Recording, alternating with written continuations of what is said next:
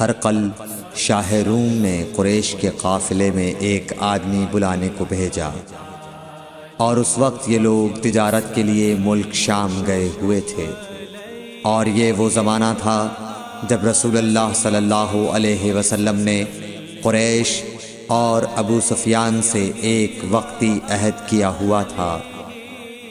جب ابو سفیان اور دوسرے لوگ ہرقل کے پاس ایلیا پہنچے جہاں ہرقل نے دربار طلب کیا تھا، اس کے گرد روم کے بڑے بڑے لوگ، علماء، وزراء و امراء بیٹھے ہوئے تھے۔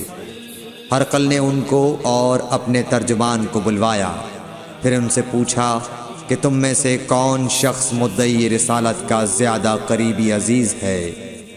ابو سفیان کہتے ہیں کہ میں بول اٹھا کہ میں اس کا سب سے زیادہ قریبی رشتہ دار ہوں۔ یہ سن کر ہرقل نے حکم دیا کہ اس ابو سفیان کو میرے قریب لا کر بٹھاؤ اور اس کے ساتھیوں کو اس کی پیٹھ کے پیچھے بٹھا دو۔ پھر اپنے ترجمان سے کہا کہ ان لوگوں سے کہہ دو کہ میں ابو سفیان سے اس شخص یعنی محمد صلی اللہ علیہ وسلم کے حالات پوچھتا ہوں۔ اگر یہ مجھ سے کسی بات میں جھوٹ بول دے تو تم اس کا جھوٹ ظاہر کر دینا۔ ابو سفیان کا قول ہے کہ خدا کی قسم اگر مجھے یہ غیرت نہ آتی کہ یہ لوگ مجھ کو جھٹلائیں گے تو میں آپ صلی اللہ علیہ وسلم کی نسبت ضرور غلط گوئی سے کام لیتا۔ خیر، پہلی بات جو ہرقل نے مجھ سے پوچھی وہ یہ کہ اس شخص کا خاندان تم لوگوں میں کیسا ہے؟ میں نے کہا وہ تو بڑے اونچے عالی نسب والے ہیں۔ کہنے لگا اس سے پہلے بھی کسی نے تم لوگوں میں ایسی بات کہی تھی؟ میں نے کہا نہیں۔ کہنے لگا اچھا اس کے بڑوں میں کوئی بادشاہ ہوا ہے؟ میں نے کہا نہیں۔ پھر اس نے کہا بڑے لوگوں نے اس کی پیروی اختیار کی ہے یا کمزوروں نے؟ میں نے کہا نہیں، کمزوروں نے۔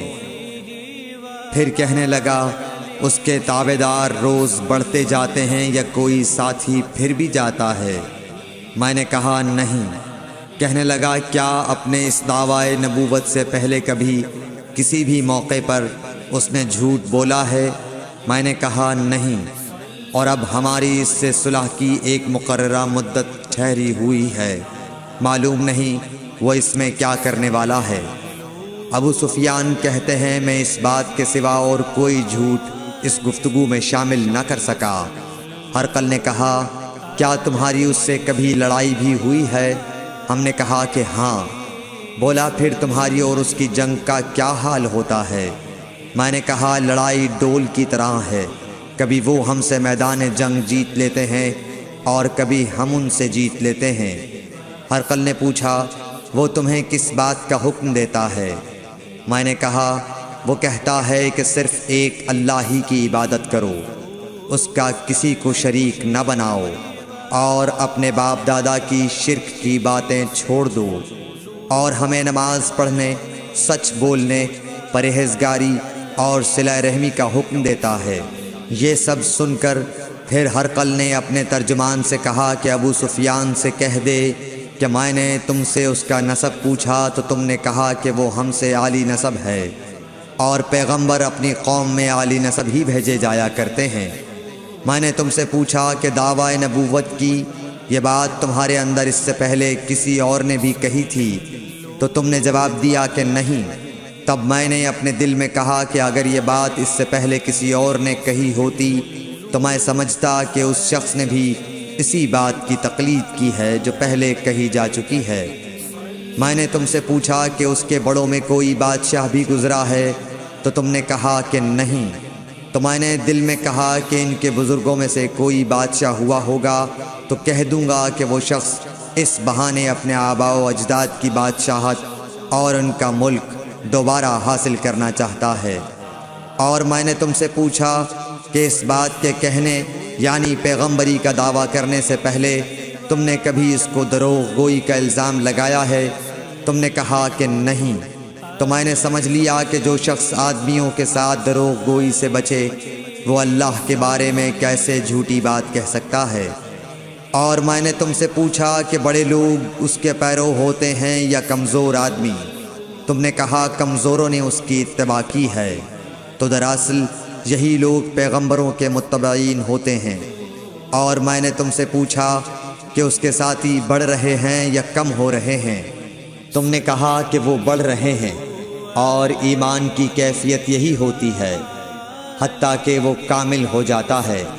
اور میں نے تم سے پوچھا کہ آیا کوئی شخص اس کے دین سے ناخوش ہو کر مرتد بھی ہو جاتا ہے؟ تم نے کہا نہیں۔ تو ایمان کی خاصیت بھی یہی ہے، جن کے دلوں میں اس کی مسرت رچ بس جائے وہ اس سے لوٹا نہیں کرتے۔ اور میں نے تم سے پوچھا کہ آیا وہ کبھی عہد شکنی کرتے ہیں؟ تم نے کہا نہیں۔ پیغمبروں کا یہی حال ہوتا ہے، وہ عہد کی خلاف ورزی نہیں کرتے۔ اور میں نے تم سے کہا کہ وہ تم سے کس چیز کے لیے کہتے ہیں؟ تم نے کہا کہ وہ ہمیں حکم دیتے ہیں کہ اللہ کی عبادت کرو، اس کے ساتھ کسی کو شریک نہ ٹھہراؤ، اور تمہیں بتوں کی پرستش سے روکتے ہیں، سچ بولنے اور پرہیزگاری کا حکم دیتے ہیں۔ لہٰذا اگر یہ باتیں جو تم کہہ رہے ہو سچ ہیں تو ان قریب وہ اس جگہ کا مالک ہو جائے گا کہ جہاں میرے یہ دونوں پاؤں ہیں۔ مجھے معلوم تھا کہ وہ پیغمبر آنے والا ہے، مگر مجھے یہ معلوم نہیں تھا کہ وہ تمہارے اندر ہوگا۔ اگر میں جانتا کہ اس تک پہنچ سکوں گا تو اس سے ملنے کے لیے ہر تکلیف گوارا کرتا۔ اگر میں اس کے پاس ہوتا تو اس کے پاؤں دھوتا۔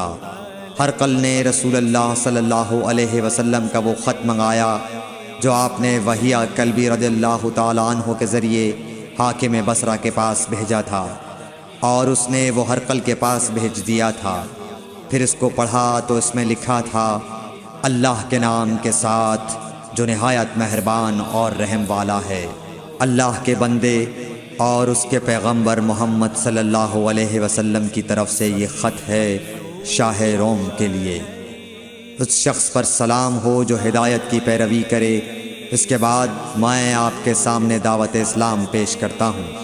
اگر آپ اسلام لے آئیں گے تو دین و دنیا میں سلامتی نصیب ہوگی، اللہ آپ کو دوہرا ثواب دے گا۔ اور اگر آپ میری دعوت سے روگردانی کریں گے تو آپ کی رعایا کا گناہ بھی آپ ہی پر ہوگا۔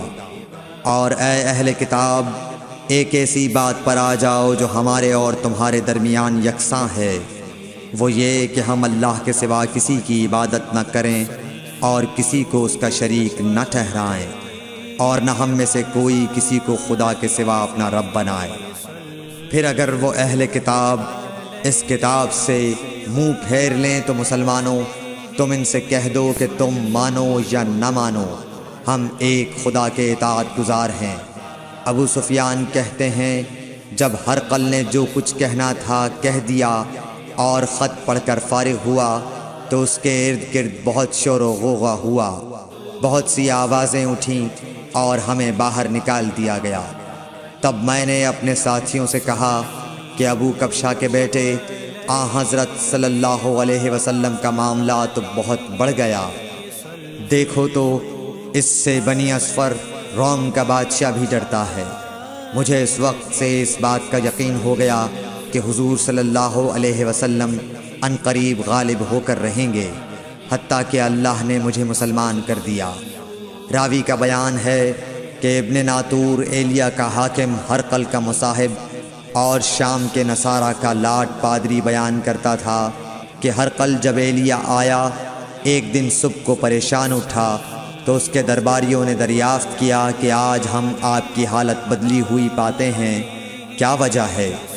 ابن ناطور کا بیان ہے کہ ہرقل نجومی تھا، علم نجوم میں وہ پوری مہارت رکھتا تھا۔